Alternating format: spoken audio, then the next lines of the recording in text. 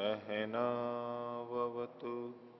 सहनौ भुनक्तु सह वीर्यं करवावहै तेजस्विनावधीतमस्तु मा विद्विषावहै।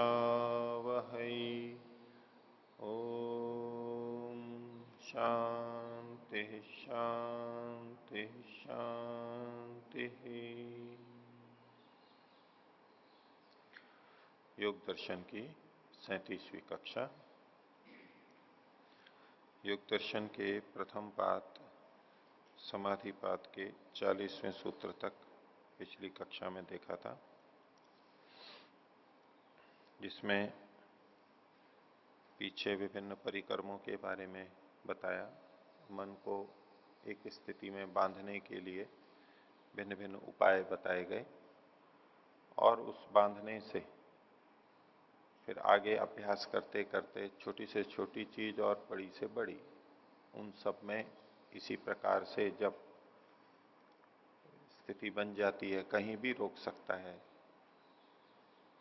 तो उसको फिर वशीकार स्थिति कहा गया। एक नियंत्रण में है, बहुत अच्छी स्थिति बन गई है। और यदि ऐसा हो चुका है तो फिर इन परिक्रमों को करने की आवश्यकता नहीं है। एकाग्रता बनाने के लिए, मन की स्थिति को बांधने के लिए फिर अब परिक्रमों को करने की आवश्यकता नहीं है, क्योंकि परिक्रम उसी स्थिति में हमारे को पहुंचाते हैं और वो स्थिति हमने प्राप्त कर ली है। तो पिछले पाठ में से किन्हीं को पूछना है तो पूछ सकते हैं जी। ओम। सूत्र संख्या 38, स्वप्न निद्रा ज्ञानालंबनम्बा। इस सूत्र पे जो निद्रा शब्द आया है, इसका अर्थ आपने बताया था कि ये सुषुप्ति है, क्योंकि स्वप्न अलग से पड़ा हुआ है। तो इसके सूत्रार्थ में स्वामी जी का सूत्रार्थ दिया हुआ है, सुषुप्ति में आनंद स्वरूप ज्ञानवान चित्त होता है। एक तो यहाँ पर ऐसा कहा हुआ है, और पीछे जो निद्रा की परिभाषा आई थी कि अभाव प्रत्ययालंबना वृत्तिर निद्रा, तो इस पे सुखमहम अस्वापसम, इसके साथ तो इसकी संगति लग रही है, लेकिन ये दुखमहम अस्वापसम, क्योंकि सुषुप्ति में दुख भी रहता है, ऐसा पता लग रहा है। तो फिर ऐसा कहना कि आनंद स्वरूप ज्ञानवान चित्त होता है, ये सात्विक स्थिति में अच्छी निद्रा जो है, सात्विक निद्रा है, उसमें आनंद का मतलब सुख की स्थिति है। और उसमें तीनों स्तर हो सकते हैं, सात्विक, राजसिक, तामसिक। और जो अच्छी तरह नहीं भी सोया, उसकी भी तुलना अगर की जाए कि एक तो वो सोता नहीं और एक अच्छी तरह नहीं सोया गया, अब उसकी अनुभूति है। उसमें भी जो बिल्कुल नहीं सोया है वो ज्यादा खराब स्थिति में होता है। निद्रा के बाद भी भले ही कैसी भी निद्रा है, शांति नहीं मिली है, पूरी थकान नहीं गई है, लेकिन फिर भी बहुत कुछ हो जाता है, क्योंकि बीच बीच में वहां अच्छा होता ही रहता है। पूरा अच्छा नहीं होता, इसलिए हमें लगता है कि नींद आज पूरी नहीं हुई, अधूरी रह गई, लेकिन कुछ तो हो जाती है। तो निद्रा में सामान्य रूप से अच्छी अनुभूति हमारे को होती ही है, कैसी भी निद्रा हो। अगर बिल्कुल नहीं हो रही है, फिर तो निद्रा ही नहीं आएगी उसको। निद्रा है तो कुछ ना कुछ उसमें होगा, ऐसा। हाँ आचार्य जी, इसमें और एक है कि जैसे निद्रा है, तो निद्रा को यहाँ पर सुषुप्ति कहा, और सुषुप्ति में जो दुख बता रहे हैं, क्योंकि सुषुप्ति में तो मन आदि से मन भी मतलब काम नहीं करता है उस समय, तो फिर उसमें जो चित्त भ्रमित हो रहा है, इस तरीके की स्थिति कैसे पता लगे? अंतिम जो अंश है, जो प्रश्न का मुख्य भाग था, उसको बहुत शीघ्रता से आपने। नहीं, चित्त को भ्रमति बोलते हैं ना, कि भ्रमति अनवस्थितम। हाँ ठीक है। क्योंकि जब वहाँ चित्त ही काम नहीं कर रहा है, तो उसमें भ्रमति कैसे ये आएगा? उठने के बाद का है। वो जो अनुभूतियां हैं तीनों दी हैं, उठने के बाद में है। अंदर आप प्रश्न कर रहे हो अलग ढंग से समझ के कि भ्रमति है ये स्वप्न में, सुषुप्ति में हो रहा है, जी जी, इसलिए आप कह रहे हो। वो जो सारी अनुभूतियां हैं वो उठने के बाद की है। जी जी। कुछ जी, जो इसी प्रसंग में जो भ्राता जी ने पूछा, यहाँ जैसे महर्षि के भाष्य में लिखा हुआ है कि सुषुप्ति में आनंद स्वरूप ज्ञानवान चित्त होता है, तो और दूसरी तरफ वहाँ जो चित्त है उस समय तमोगुण की अधिकता रहती है, तब वो निद्रा वाली स्थिति रहती है। और यहाँ पर जैसे बताया आनंद स्वरूप है, तो ये मानना पड़ेगा कि प्रकृष्ट रूप से वहाँ पर सत्व की स्थिति है। ऐसा नहीं है, निद्रा तो तमोगुणी है ही, इसमें कोई दो राय नहीं है। कुल मिला करके यानी एक व्यक्ति जागृत अवस्था में है और एक निद्रा में है, तो निद्रा तो तमोगुणी है ही। अब उस निद्रा में वो जो तमोगुणी निद्रा है उसके अलग अलग भेद हैं, उसके सात्विक राजसिक तामसिक भेद किए जा रहे हैं। उस परिप्रेक्ष्य में ही देखना होगा। आप केवल शब्दों पे टिकेंगे तो आपको यूं ही लगेगा कि ये सात्विक निद्रा है, तो जागृत अवस्था की तामसिक से भी ज्यादा ज्ञान होना चाहिए वहां पर। निद्रा के बारे में केवल चर्चा कर रहे हैं। अब निद्रा तीन प्रकार की, सात्विक राजसिक तामसिक। निद्रा कुल मिलाकर के तामसिक ही है। अब उसमें जो सात्विकता कही जा रही है वो एक अंश में है, उसी में राजसिकता भी हो सकती है, और उसमें फिर तामसिकता कही जा रही है, तो यानी बहुत अधिक तामसिकता है। मुख्यता से तामसिक होते हुए अब उसके अंदर स्तर भेद होता है। जैसे कि किसी विद्यालय में विद्यार्थी हो, पढ़ाई अच्छी नहीं होती हो, तो वहां के बच्चे एक परिभाषा के अनुसार कहें तो मूर्ख हैं या अपठित हैं, जानते ही नहीं है, ठीक है। लेकिन उसके अंदर भी ये प्रथम है, ये सबसे होशियार बच्चा है, ये मध्यम का है, ये निम्न का है, ऐसा कहा जा सकता है? तो बोले ये होशियार बच्चा है, और उधर कोई बहुत अच्छा विद्यालय हो जिसके सबसे नीचे वाले स्तर भी के भी बच्चे बहुत ऊंचे होते हैं, ठीक है। तो अब आप उससे तुलना करने लगो कि बोले ये विद्यालय इसका सबसे अच्छा पढ़ने वाला है ये, और वहां बोले वो फिसड्डी है उस अच्छे विद्यालय का जो सबसे नीचे का है, वो तो बिल्कुल है। तो बोले यहाँ ये तो पढ़ाई अच्छी हो रही होगी यहाँ, तभी तो ये प्रथम स्तर पे आया, ये सबसे होशियार बच्चा है। ऐसे तुलना नहीं होती है कभी भी, समान स्थिति में होती है। तो निद्रा सुषुप्ति तामसिक है ही। अब उसमें सात्विक राजसिक तामसिक ये भेद रहते हैं, क्योंकि केवल तामसिकता नहीं होती है, तामसिकता की प्रधानता से ये कथन किया जाता है। अब उस तामसिकता के रहते भी जब सात्विकता रहती है तो अच्छी स्थिति है, और बहुत अधिक तामसिकता है तो वो तमोगुणी निद्रा कहलाती है। ये तो उस समय भी बात रखी थी। अब इस आधार पर कोई यूं नहीं कह सकते कि भाई निद्रा तो तामसिक होती है तो उसको सात्विक क्यों कहा जा रहा है। उस समय शायद पूछा भी था किसी ने, ये चर्चा भी आई थी। हमें हमेशा भाषा और उसके तात्पर्य पर भी ध्यान रखना चाहिए, वक्ता क्या कहना चाह रहे हैं। शब्दों को पकड़ करके अड़ना नहीं चाहिए। शब्दों को पकड़ लिया तो भ्रांति में ही जाएंगे। स्पष्टीकरण हो गया तो ठीक है, नहीं तो अटक जाएंगे कि ये तो यहां ये तो लिखा है, यहां ये लिखा है। भाई इतनी सी बात वो नहीं समझ सकते थे, वो नहीं जानते थे जो ये लिख रहे हैं, खूब जानते थे, हमारे से ज्यादा जानते थे। जब हमें अटपटी लग रही है तो उनको क्यों नहीं अटपटी लग रही थी। अलग स्तर पे बात कर रहे हैं, समझ करके बात कर रहे हैं। उनको पता है कि प्रसंग के अनुसार इस वाक्य का ये अर्थ लिया जाएगा। सात्विक निद्रा का मतलब ये नहीं है कि निद्रा तामसिक होती ही नहीं है। बुद्धिमान व्यक्ति प्रसंग के अनुसार अर्थ को ले लेगा, उस स्तर पे वो बात कर रहे हैं। ऐसे ही हमें भी समझ के चलना चाहिए, उसमें विरोध नहीं है कुछ भी। हो गया कुछ कुछ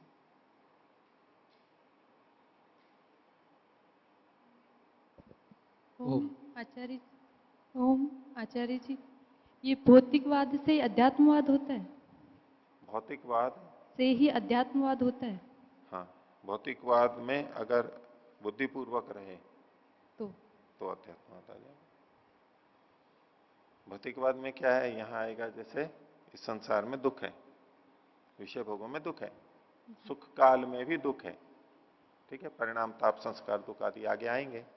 जी। तो कहां देखेगा व्यक्ति? संसार में ही तो देखेगा।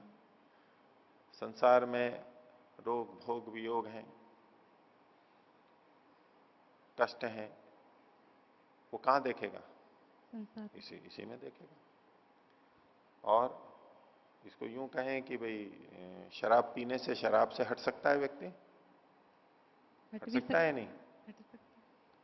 बीमार होने से व्यक्ति गलत खान पान से हट सकता है ना? लेकिन बीमार होने से पहले गलत खान पान किया उसने, शराब पी, हानि हुई, अब उससे ऊपर उठ रहा है। ऐसा ही है। अभी ये खाद्य सामग्री के लिए बहुत सी चीजें बनती हैं समाज के अंदर, उल्टी उल्टी। शुरू में तो आई, सबको अच्छी लगती हैं, अब उसके दोष आ रहे हैं तो अब धीरे धीरे छोड़ रहे हैं। ठीक है, पहले खाद आई, कीटनाशक आए, बड़े अच्छे, बहुत प्रशंसा, सब फैल रहे। अब वो विदेश में ऐसे भोजनों को ही नहीं खरीदते, वो बहुत सारे लोग संपन्न है जो वो प्राकृतिक साधनों से जो बने हैं उनको खरीदते हैं, दुगने तिगने चार गुने पैसे दे करके भी, ऑर्गेनिक के नाम से। ऑर्गेनिक ऑर्गेनिक कैसे पहुंचे वो वहां तक? इनऑर्गेनिक और ये जो गलत ढंग से हो रहा था उसकी हानियां देखी, पता लगी तो वो उधर चले गए। अगर ईमानदारी से, विवेक से, बुद्धिपूर्वक, ज्ञानपूर्वक करेंगे तो ऐसा ही परिणाम आएगा। तो इस संसार में भी रहते हुए विवेक पूर्वक चलेंगे तो अध्यात्म तो निकलना ही है। अध्यात्म का रास्ता वहीं से निकलेगा। कोई ऐसा व्यक्ति है आध्यात्मिक व्यक्ति जिसने संसार के दुख कष्ट न देखे हो और फिर भी अध्यात्म में आ गया हो? कोई वर्तमान में है आप में से बैठा हुआ कोई, या कोई पहले का उदाहरण हो? अगर दिख रहा है ऐसे जन्म में बचपन से ही, तो पिछले जन्म में उसका रहा है। नहीं तो जो जिन्होंने इस जन्म से शुरू किया है या थोड़ा पीछे का रहा है उनको ऐसा ही होगा। गंदगी को देख करके ही सफाई की सुध आती है, बीमारियों के कष्ट को देख करके ही स्वास्थ्य की सुध आती है आदमी को। अधिकतर यही होता है।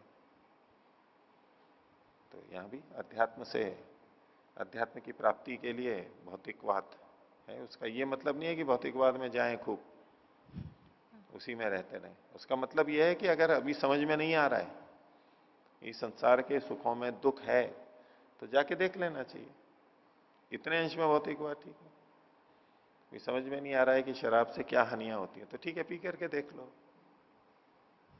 एक दो दिन में पता नहीं लगता है, कुछ साल पी करके देख लो।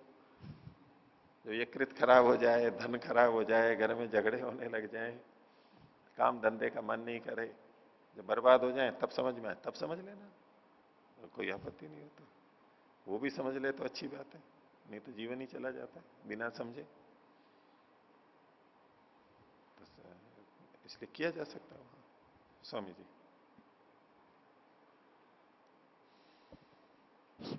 ओम। आचार्य जी, मन को नियंत्रण करने के लिए जो सारे उपाय बताए हैं ना, मैत्री करुणा मुदिता प्रेक्षण इत्यादि जो सूत्र है, किस सूत्र से मन को नियंत्रण कर सकते, इसका तरीका क्या है, उपाय क्या है? फिर से बोलिए अंतिम भाग। हाँ जी, अंतिम भाग दोबारा बोलिए प्रश्न का। मन को नियंत्रण जितने सूत्र दिए हैं, मैत्री करुणा मुदिता प्रेक्षाणाम सुख दुख पुण्य पुण्यम भावना तो चित्त प्रसादनम प्रसदन आदि जो सूत्र दिए हैं, ये सूत्र को लेकर योगी मन को परमाणु से महत्व तक मन को नियंत्रण कर सकता है। इसका तरीका क्या है, उपाय क्या है?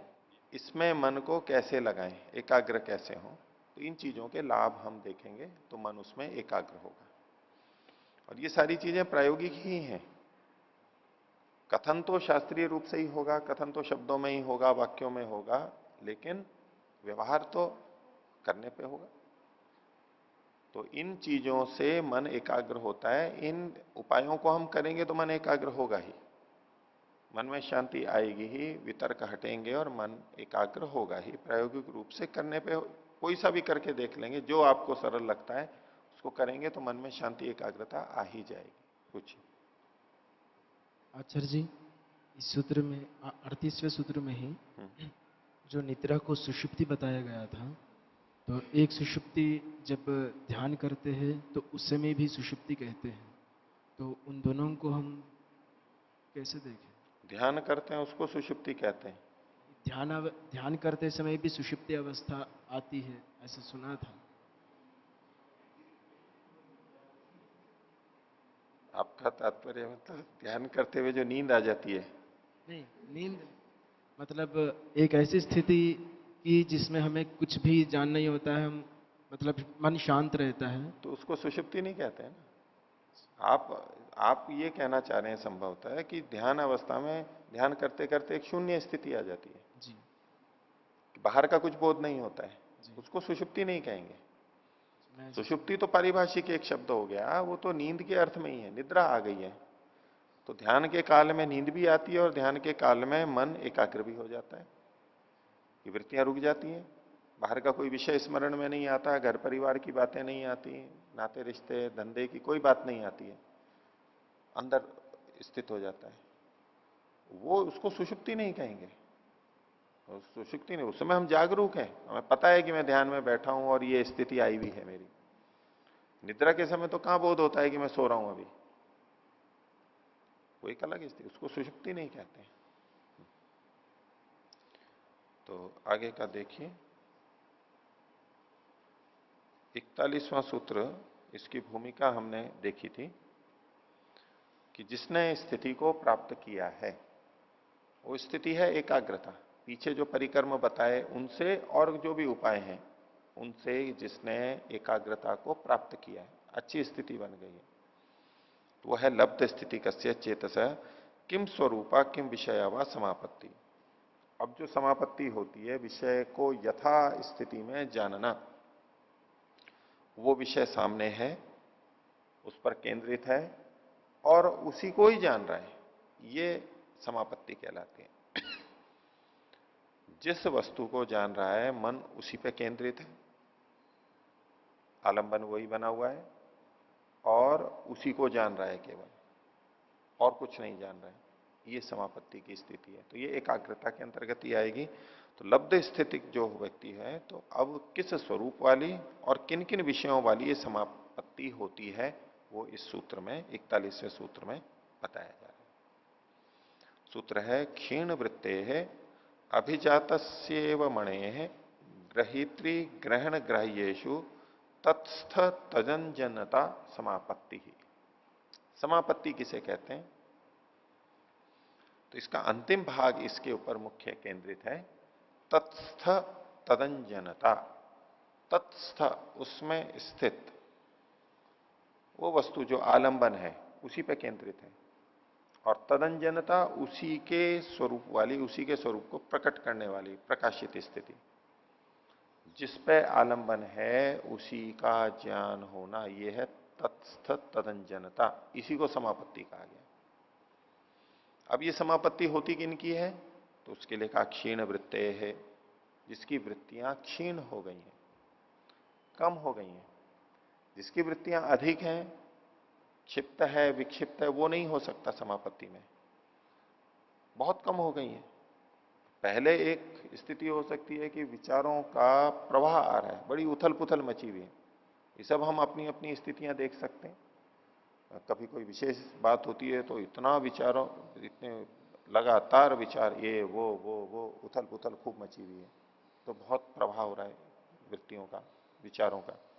और कई बार हमारे को बहुत कम होता है, तो उस कम में भी और कम, ये तो न्यूनाधिकता हमारे अंदर अनुभव में आती है, उसको केवल बताने के लिए बोल रहा हूं, उसका इससे सीधा मतलब नहीं है। लेकिन जब वृत्तियां और भी शांत और शांत हो, इक्की दुक्की कोई आ रही हैं तो आ रही हैं, नहीं तो वृत्तियां शांत है, ये क्या क्षीण वृत्ते है, जिसकी वृत्तियां क्षीण हो गई हैं, बहुत कम हो गई हैं, दुर्बल हो गए हैं। आ भी रही है तो हल्की फुल्की आ रही है, इक्की दुक्की आ रही है और हल्की फुल्की आ रही है, बिल्कुल। और किसका? उसके लिए एक उदाहरण दे रहे हैं, अभिजातस्येव मणेः। अभिजात बिल्कुल स्वच्छ मणि के समान। जैसे मणि होता है जिसमें स्फटिक होता है, जिसमें दूसरा प्रतिबिंब, वो रंग उसके अंदर आ जाता है, एकदम साफ जो होता है, स्वच्छ मणि के समान। ये उदाहरण है, दृष्टांत है। तो वृत्तियां क्षीण हो गई हैं, मन पवित्र है, और उस स्थिति में क्षीण वृत्ते है अभिजातस्य एव मणे है। और आलंबन किसका होगा? तो ग्रहित्री, ग्रहण और ग्राह्य, ये तीन शब्द यहां पर दिए। ग्रहित्री का मतलब है जो ग्रहण करने वाला है। ग्रहण का मतलब है जानने वाला, ग्रहण करना, ज्ञान का ग्रहण करना, वो है आत्मा, चेतन तत्व। तो ग्रहित्री हो गया चेतन तत्व यानी आत्मा, जीवात्मा। ग्रहण है किसको हम ले रहे हैं? तो ज्ञान को ले रहे हैं। तो ग्रहण से मतलब यहां जो ग्रहण के साधन है, जो ग्रहण के मतलब ज्ञान के साधन है, उनको ग्रहण कहेंगे। जो साधन है, एक तो ग्रहण करने वाला और एक जो माध्यम है, इंद्रियां हैं, वो कहलाएंगी ग्रहण। और ग्राह्य कहलाएंगे जिसको ग्रहण कर रहे हैं, जिसको जान रहे हैं, वो कहलाएगा ग्राह्य, ग्रहण करने योग्य, जिसका हम ज्ञान कर रहे हैं। तो जिसको जान रहे हैं, जिसके माध्यम से जान रहे हैं और जो जानने वाला है, इन तीन से संबंधित ये समापत्ति होती है। तो इनके अंदर ग्रहित्री ग्रहण ग्राह्येषु तत्स्थ तदंजनता, उनमें स्थित होते हुए और उनके प्रकाश वाली, उनको प्रकट करने वाली जो स्थिति होती है, उसको समापत्ति कहते हैं। सम्यक रूप से प्राप्ति, आपति, प्राप्ति, अच्छी तरह से पूरा पूरा ज्ञान होना, बहुत अधिक, जितना जितना हो रहा है वो बहुत अच्छी तरह से और अधिक होना, उसको कहते हैं समापत्ति। इसकी व्याख्या में व्यास जी ने लिखा, तो क्षीण वृत्ते को कह रहे हैं क्षीण वृत्ते इति, जो सूत्र में क्षीण वृत्ते का है उसका मतलब क्या है? तो प्रत्यस्त मित प्रत्यय से इत्यर्थ। प्रत्यस्त मित मतलब समाप्त प्राय जिसके प्रत्यय हो गए हैं, ये यहां तात्पर्य है। क्योंकि क्षीण वृत्ति जब हम कहेंगे, वृत्तियां कम हुई हैं, अब किसी की 1 मिनट के अंदर 100 वृत्तियां आ रही हैं, अब 100 से अगर 60 रह गई हैं, 50 रह गई हैं, तब भी तो क्षीण हो गई हैं, 90 हुई हैं तब भी तो क्षीण हुई हैं, उसको क्या कह सकता है कि नहीं क्षीण हो गई है? तो उसका ये मतलब नहीं है कि वहां यहां वो स्थिति कही जा रही है, क्षीण तो कही जा रही है। अपेक्षा से वृत्तियों का क्षीण होना भिन्न भिन्न हो सकता है, और किसी की 10 है और उसकी कुछ क्षीण हुई तो वो 5 हो जाएंगी। अब उसकी भी 5 कम हुई थी 100 से 95, वो भी कहेगा कि क्षीण हो गई हैं, लेकिन वो अभी भी 95 है। ये 10 से 5 हुई हैं तो 5 क्षीण हुई है, लेकिन ये बहुत अंतर है दोनों में। तो यहां क्षीण वृत्ति का क्या मतलब है, उसको स्पष्ट किया प्रत्यस्तमित प्रत्यय से। प्रत्यय मतलब तो ज्ञान, और प्रत्यस्तमित समाप्त प्राय, समाप्त प्राय, बस बहुत कम, बहुत अल्प, ये क्षीण वृत्तियां हैं। इक्की दुक्की कोई। आगे सूत्र में जो अभिजात सेव मणे कहा, उसको खोल रहे हैं। अभिजात सेव मणे रीति दृष्टांतोपादानम, ये दृष्टांत ग्रहण किया है कि किसकी तरह, जैसे स्फटिक मणि के समय, स्फटिक मणि में के पास में किसी रंगीन पुष्प को लाया जाए, नीले को, पीले को, लाल को, तो जैसे ही पास में लाते हैं वो मणि भी उसी रंग वाला हो जाता है, वो भी वैसे ही रंग वाला दिखने लगता है। ये क्या है? तत्स्थ तदंजनता, जो जिसमें स्थित है, जो पास में है, और उसी रूप का हो जाना। तदंजनता, वो ही प्रकाशित हो जाना, उसी रूप में बदल जाना, जिस पर केंद्रित है उसी जैसा दिखने लगना, उसी जैसा आभास होना, उसी का पूरा प्रकाश हो जाना। तो जैसे इस स्फटिक के पास में पुष्प आया, तो पुष्प पास में आया, ये तो एक तरह से कहो तत्स्थ होगा, और स्फटिक का वैसा ही बन जाना, उस रंग वाला बन जाना, ये हो गई तदंजनता। उस स्फटिक भी उसी तरह रंग गया, उसी जैसा तदाकार हो गया, इसको कहते हैं समापत्ति। ये मोटा उदाहरण है। अब बाकी जो उदाहरण दिए जाएंगे, वो एक उदाहरण वास्तविक का भी दिया जाएगा, ये तो यंत्र का दिया गया, स्फटिक का दिया गया बाहर का, एक अंदर का उदाहरण और दिया जाएगा, और उससे फिर बाकी सारी बातें समझाई जाएंगी। तो स्फटिक सेव मणे, अभिजात सेव मणे, ये दृष्टांत का ग्रहण किया गया। अब कहते हैं समापत्ति कैसे होती है। इसको खोल रहे हैं इसी दृष्टांत को। यथा स्फटिक उपाश्रय भेदात तत्तद रूपोपरक्त उपाश्रय रूपाकारेण निर्भासते। जिस प्रकार से स्फटिक उपाश्रय के भेद से, उपाश्रय मतलब जो समीप में आया हुआ है, जो पुष्प जिस रंग का आया हुआ है वो उपाश्रय कहलाएगा। उपाश्रय के भेद से कभी कुछ तत्तद रूपोपरक्त, उस रूप से उपरक्त हो जाता है, युक्त हो जाता है। जो चीज जिस रंग वाली आई है उससे युक्त हो जाता है, उपरक्त हुआ। और उपाश्रय रूपाकारेण निर्भासते, और उपाश्रय के रूप के समान ही वो दिखने लग जाता है। उससे युक्त होता है, जुड़ता है, तत्स्थ होता है और उसी जैसा भाषित होने लगता है, दिखने लगता है। यह है तदंजनता, वो उसी रंग जैसा दिखने लगता है।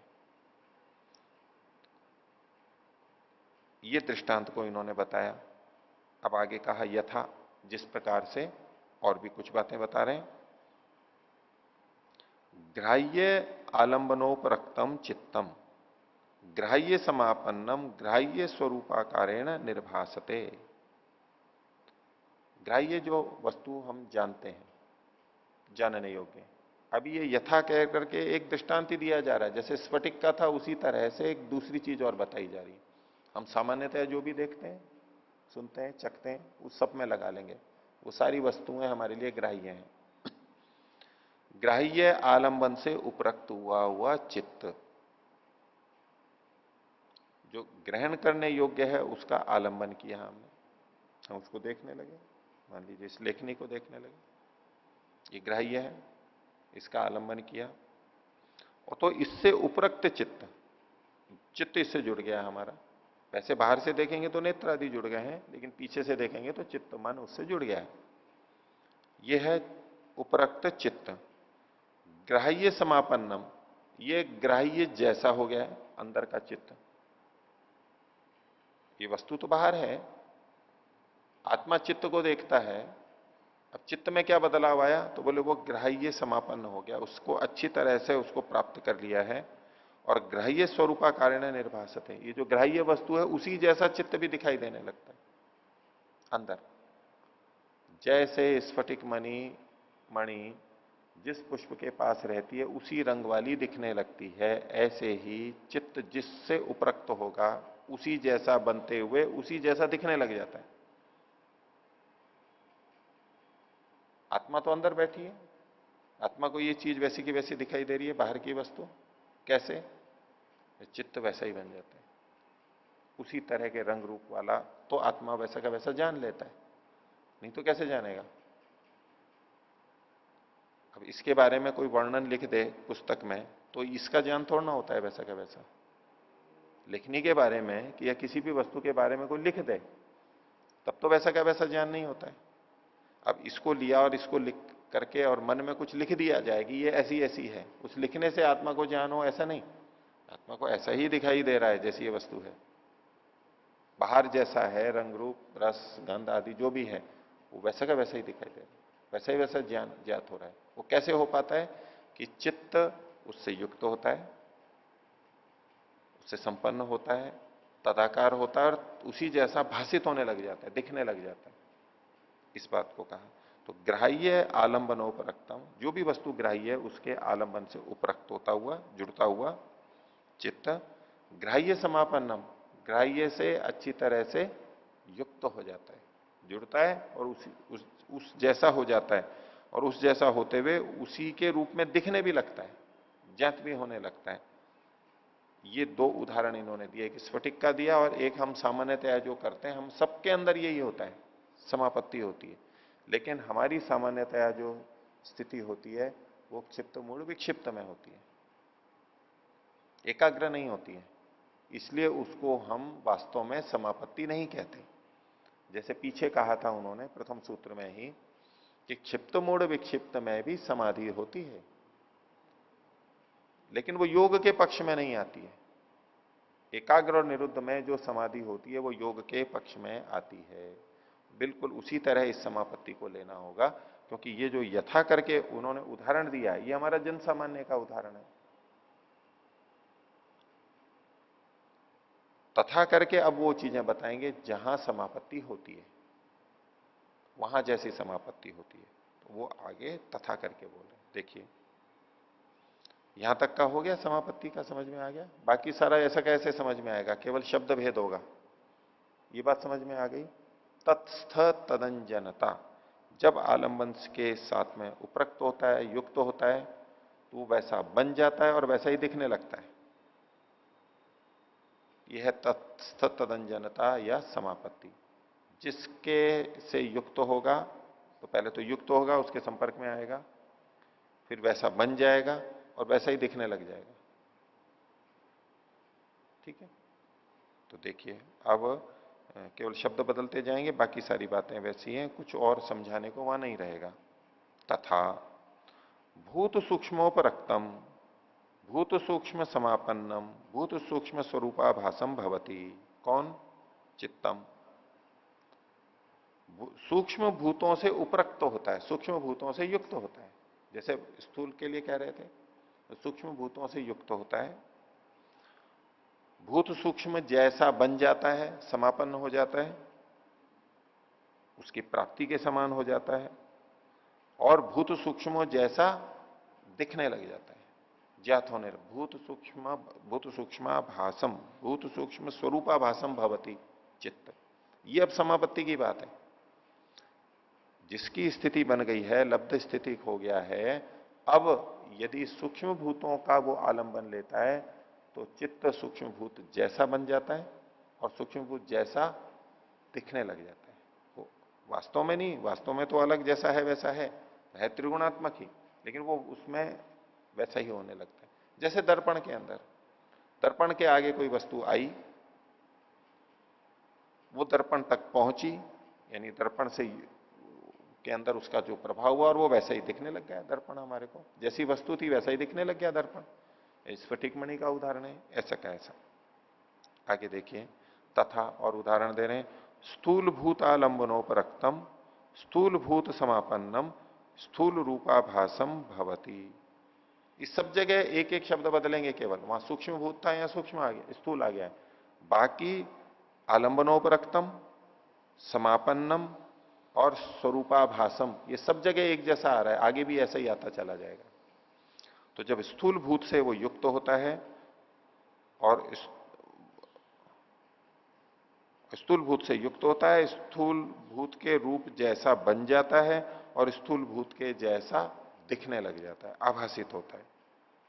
आगे, तथा ये जो सारा चल रहा है ये ग्राह्य का चल रहा है। अभी सूत्र में जो ग्रहित्री ग्रहण ग्राह्येषु 3 विषय बताए थे, उसमें ग्राह्य के बारे में पहले बता रहे हैं, फिर ग्रहण बताएंगे, फिर ग्रहित्री के बारे में बताएंगे। तो तथा विश्व भेदोपरक्तम, जितने भी भेद हैं विश्व के, विश्व मतलब अनंत, जो जितनी भी चीजें हैं, इन्होंने सूक्ष्म भूत स्थूल भूत ये 2 चीजें बता दी, उसके अलावा जो भी चीजें बनी हुई हैं उन सबसे संबंधित ये हो सकता है। विश्व माने सारे भेदों से उपरक्त, कुछ भी ले लीजिए। विश्व भेद समापन्नम, उनके जैसा बंद करके, और विश्व रूपाभासम भवती, उन विविध रूप में आभासित होने लग जाता है, ये समापत्ति। ये ग्राह्य का हुआ। आगे कह रहे हैं तथा ग्रहणेशु, ग्रहण में भी। ग्रहण कौन है? तो तथा ग्रहणेशु अपि इंद्रियेशु द्रष्टव्य, इंद्रियों में भी ऐसा ही देखना चाहिए। जिससे हम ग्रहण, जिससे हम जानते हैं उसको यहां पर ग्रहण शब्द से लिया गया है। इंद्रियों के विषय में भी ऐसा ही समझना चाहिए। कैसे? तो वाक्य बना है, ग्रहणालंबनोपरक्तम, इंद्रिय के आलंबन से उपरक्त हुआ, ग्रहण समापन्नम, इंद्रिय के जैसा बना हुआ, और ग्रहण स्वरूपाकारेण निर्भासते, इंद्रिय के रूप में ही वो आभासित होने लगता है। अब इंद्रियां भी अलग अलग हैं, सूक्ष्म इंद्रियों की दृष्टि से बात है। सूक्ष्म जो ज्ञानेन्द्रियां हैं 5, सूक्ष्म जो कर्मेंद्रियां हैं 5, उस स्तर की बात है। इनसे उपरक्त होगा चित्त, उन जैसा बनेगा और उन जैसा दिखने लगेगा, ये समापत्ति की स्थिति है। तो समाधि में जैसे पीछे हमने देखा था वितर्क विचार आनंद और अस्मिता, उसमें जो इंद्रियों का भी साक्षात्कार की बात है वो उस तरह से यहां पर देखेंगे। अब यहां ग्रहण का मतलब केवल ग्रहण शब्द एक दे दिया इंद्रिय, अब उससे हम प्रतीक से समझेंगे, सभी इंद्रियों के लिए अलग अलग होगा ये। अब तीसरा शब्द ले रहे हैं, तथा ग्रहित्री, ग्रहण करने वाला। ग्रहण करने वाला कौन है? तथा ग्रहित्री पुरुष आलंबनोपरक्तम, ग्रहण करने वाला जो पुरुष है उसके आलंबन से उपरक्त हुआ हुआ है। कौन होगा? चित्त होगा। ये आत्म साक्षात्कार वाली बात होगी आत्मा के लिए। तो जो ग्रहण करने वाले पुरुष हैं उनके आलंबन से उपरक्त हुआ हुआ, और ग्रहित्री पुरुष समापन्नम, ग्रहण करने वाले पुरुष के जैसा बना हुआ, और ग्रहित्री पुरुष स्वरूपाकारेण निर्भासते, ग्रहित्री पुरुष चेतन आत्मा के जैसा ही वो दिखाई देने लग जाता है। चित्त जैसे दर्पण। आगे तो यहां जो ग्रहित्री पुरुष लिया गया, वैसे तो ग्रहित्री के लिए ही है, लेकिन ये पिछली पंक्ति में जो कहा वो सामान्य पुरुष के लिए है। अब उसके लिए विशेष के लिए कह रहे हैं, तथा मुक्त पुरुष आलंबनोपरक्तम, जो आत्माएं मुक्त हो गई हैं, जीवन मुक्त हो गई हैं, उनकी आत्मा का भी आलंबन करके मुक्त पुरुष समापन्नम, उन जैसा होता हुआ वो चित्त मुक्त पुरुष स्वरूपाकारेण निर्भासते, मुक्त पुरुषों के, पुरुष मतलब आत्मा लेना है, यहां पर शरीर नहीं लेना है मुक्तों का, उसके स्वरूप जैसा आभासित होने लगता है। तदेवं, जो ये इस प्रकार से अभिजात मणि कल्पस्य चेतसा, स्वच्छ मणि के जैसा जो चित्त है उसका, ग्रहित्री ग्रहण ग्राह्येषु, ग्रहिता ग्रहण और ग्राह्य, ये तीन शब्द जो सूत्र में दिए हैं उसका उल्लेख है। अब इसको खोल रहे हैं आगे, यथाक्रम पुरुषेंद्रिय भूतेषु। तो ग्रहित्री का मतलब यहां पर पुरुष यानी आत्मा, ग्रहण का मतलब इंद्रिय, और ग्राह्य का मतलब भूत, सूक्ष्म भूत और स्थूल भूत और उनसे संबंधित चीजें। बाह्य जो निर्मित चीजें हैं त्रिगुणात्मक पांच भौतिक, उसको यहां नहीं ले रहे हैं अभी, ये उसको उस रूप को नहीं ले रहे हैं, वो तो उन्होंने उदाहरण के रूप में लिखा था। यथा ग्रहण आलंबनोपरक्तम, ग्राह्य आलंबनोपरक्तम, तो भूतों के अंदर तत्स्थ तदंजनता, सूत्र में जो तत्स्थ तदंजनता है उसको आप खोल रहे हैं। तेषु स्थितस्य तदाकारापत्ति, पहला जो तत् है उसको खोल दिया, तेषु उनमें, स्थ मतलब स्थितस्य उनमें जो स्थित है उसकी, तत्स्थ मतलब तेषु स्थितस्य, तदंजनता, तत् का मतलब फिर यहां पर तद लिया, अंजनता का मतलब लिया आकारापत्ति, उस जैसे आकार की प्राप्ति, उस जैसा हो जाना, तदाकारापत्ति, सा समापत्ति रित्युच्यते, उसको समापत्ति कहते हैं। ठीक है, तो तेषु स्थितस्य तदाकारापत्ति ये समापत्ति है। इसी को जो सूत्र में कहा था तत्स्थ तदंजनता, तो समापत्ति तत्स्थ तदंजनता, तेषु स्थितस्य तदाकारापत्ति, उसमें स्थित हुआ, उसको आलंबन में लिया, उस जैसा बन गया और उस जैसा दिखने भी लग गया, आत्मा को बोध होने लग गया, तो इसको समापत्ति के नाम से कहा गया। अब इस समय दूसरी कोई वृत्ति नहीं रहेगी, और ये प्रत्यक्ष है। जब तत्स्थ हो रहा है तो इसका मतलब है प्रत्यक्ष है, सीधे संपर्क में है उसके, इसको प्रत्यक्ष की कोटि में लेंगे, इसको स्मृति में नहीं लेंगे कि हमने इंद्रियों का स्मरण करना शुरू कर दिया,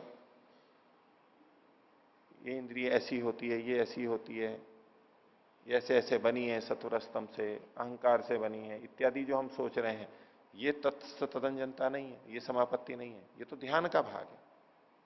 हम स्मृति का प्रयोग करके और उसको करते रहते हैं ये, लेकिन ये तो अभी साक्षात हो रहा है, तत्स्थ उसमें होना चाहिए, उससे प्रभावित होगा साक्षात और उसी का दर्शन होगा। ये समाधि के अंदर ही होगा। यहां जो सारी बात बताई गई है समापत्ति की, ये समाधि में ही होगी, ये संप्रज्ञात समाधि के विषय हैं। अब इसमें परमात्मा नहीं आया है, ये संप्रज्ञात समाधि का विषय, इसमें आत्मा तक आया है। तो सूक्ष्म भूतों, स्थूल भूत, सूक्ष्म भूत और इंद्रियां, वो सारी चीजें आ गई, जहां तक सूक्ष्मता आप ले सकते हैं, यानी प्रकृति से संबंधित सारी चीजें आ जाएंगी, और आत्मा। तो क्षीण वृत्ते अभिजात सेवमणे ग्रहित्री ग्रहण ग्राह्येषु तत्स्थ तदंजनता समापत्ति। अब इसके वो भेद करते हैं, ये जो समापत्ति है उसकी कैसी कैसी होती है। तो 42वां सूत्र देखिए, तत्र शब्दार्थ ज्ञान विकल्प ही संकीर्णा सवितर्का समापत्ति। समापत्ति का एक भेद किया सवितर्का, आगे दूसरा भेद आएगा, लेकिन अभी पहला भेद का है सवितर्का, वितर्क सहित है ये। क्या वितर्क है? तो बोले इसमें शब्द अर्थ और ज्ञान इन विकल्पों से संकीर्ण है, मिली हुई है। शब्द अलग है, अर्थ अलग है और ज्ञान अलग है, ये तीन चीजें अलग अलग हैं। शब्द जो हम बोलते हैं, ये सुनते हैं, देखते हैं, शब्द उस वस्तु को बताने वाला जो शब्द है। अर्थ वो वस्तु स्वयं हो गई और उसका ज्ञान। गाय शब्द बोला, जैसे गाय को देखा हमने, तो गाय को देखते ही हमारे मन में गाय शब्द भी आ जाता है और गाय का स्वरूप भी आ जाता है वहां पर, और वो स्वरूप आया तो यहां ज्ञान भी तो हो गया हमारे को। तीनों चीजें साथ साथ में रहती हैं, शब्द अर्थ और ज्ञान। ये जो तीन विकल्प हैं, तीन चीजें हैं, इनसे जो संकीर्ण रहती है यानी मिली हुई रहती है, तीनों चीजें जहां पर होती हैं उसको सवितर्क समापत्ति कहते हैं। जैसे कि सामान्यतः हम जब देखते हैं, करते हैं, व्यवहार करते हैं, हमारे सामने कोई भी व्यक्ति आ गया, उसको देखते ही, वो तो वस्तु अर्थ है व्यक्ति, तो उसको देखते ही उसका नाम भी हमें पता लग जाता है, याद आ जाता है, जो हमारे को पता है उसके लिए बात है। और नहीं तो ये मनुष्य है, यही पता लग जाता है, यही नाम आ जाता है। हम कहते हैं भाई एक आदमी आया था, एक मनुष्य आया है, एक पुरुष आया है, एक स्त्री आई है, एक बच्चा है, एक वृद्ध है इत्यादि, एक मुनि है, एक गृहस्थी है इत्यादि, कोई ना कोई नाम वहां पर आ जाएगा। लंबा व्यक्ति आया है, ठिगना व्यक्ति आया है, गोरा व्यक्ति आया है, काला व्यक्ति आया है इत्यादि इत्यादि, सूट वाला व्यक्ति आया है। ऐसे कुछ ना कुछ जो भी हम देखेंगे उससे संबंधित एक तो शब्द रहेगा, एक वस्तु रहेगी, उसका अर्थ जो भी चीज है वो, और एक अंदर हमारे ज्ञान रहता है। हमारे हम जान रहे हैं उसको, तो ज्ञान तो हमारे अंदर है, वस्तु तो बाहर है। तो शब्द अर्थ और ज्ञान ये तीनों चीजें हमारी सामान्य अवस्था में भी मिली रहती हैं। कहीं कहीं कोई चीज नहीं भी होती है लेकिन मिली रहती है। कुछ ना कुछ शब्द रहेगा, कुछ ना कुछ अर्थ रहेगा और कुछ ना कुछ ज्ञान रहेगा, उससे संबंधित मिला रहेगा हमारा। ऐसा ही समापत्ति में भी होता है। ये जो समाधि की स्थिति है, समापत्ति है, उसमें भी ये तीनों चीजें रहती हैं।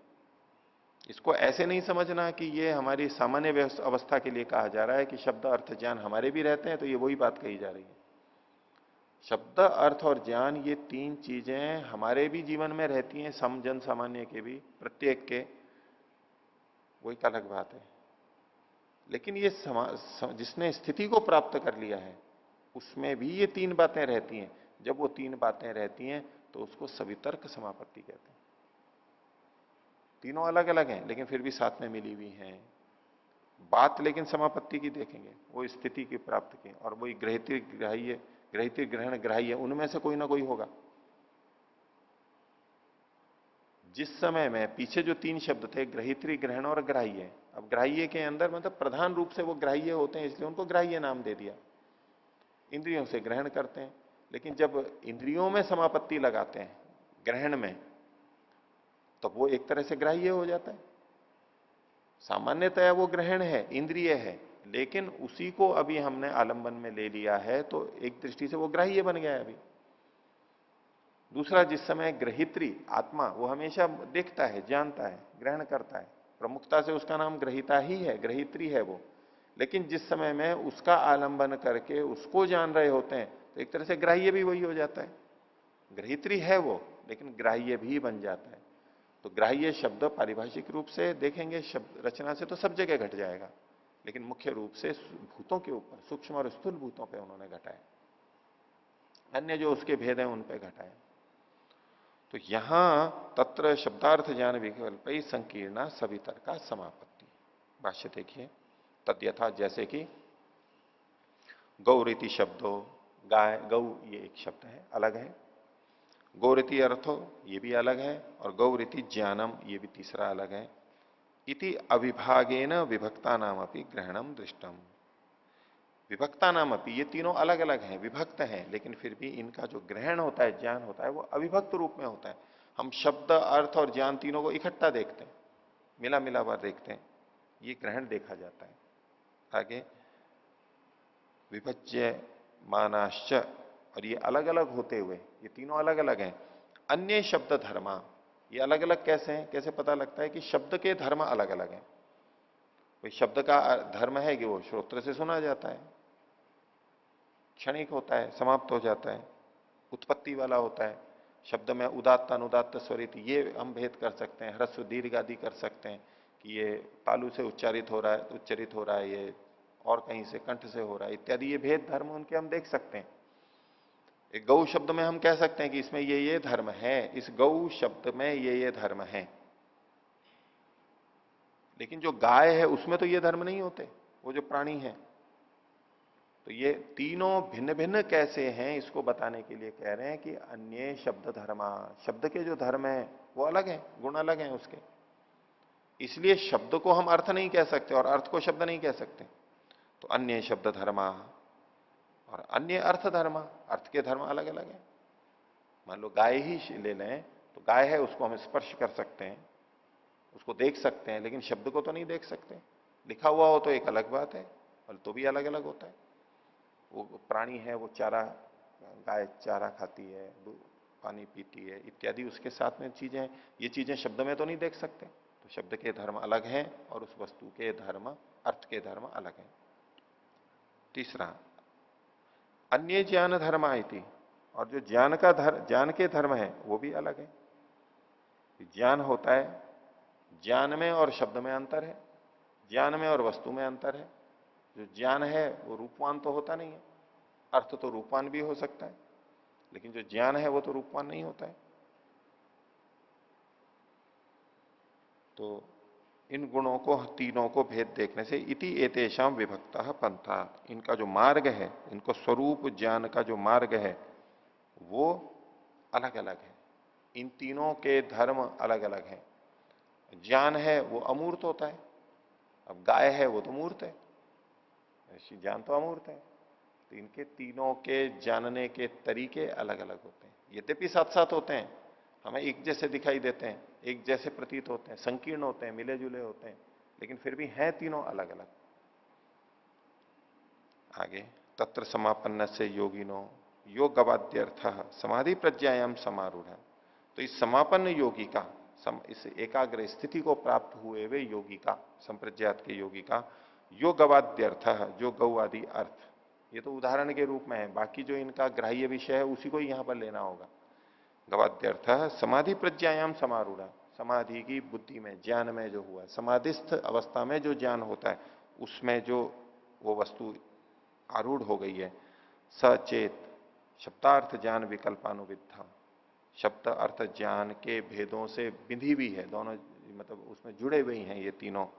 उपावर्तते, प्राप्त होती है, सा संकीर्णा समापत्ति, उसको संकीर्ण समापत्ति कहते हैं, उनसे घुली मिली है इसलिए संकीर्ण समापत्ति होती है। और इसी को सवितर्का इति उच्यते, इसको सवितर्क समापत्ति, वितर्क सहित, संकीर्ण है, वो चीजें मिली हुई हैं, है समाधि ही है, समाधि अवस्था की बात, लेकिन शब्द अर्थ ज्ञान इसमें मिले हुए रहते हैं, इसको सवितर्क कहते हैं।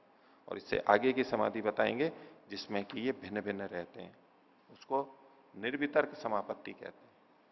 तो ये सवितर्क है और वो निर्वितर्क है। वो कैसे होती है उसका विषय आगे आएगा, लेकिन है ये समापत्ति की बात है, समाधि की बात है। तो आज का पाठ इतना ही रखते हैं। प्रणव।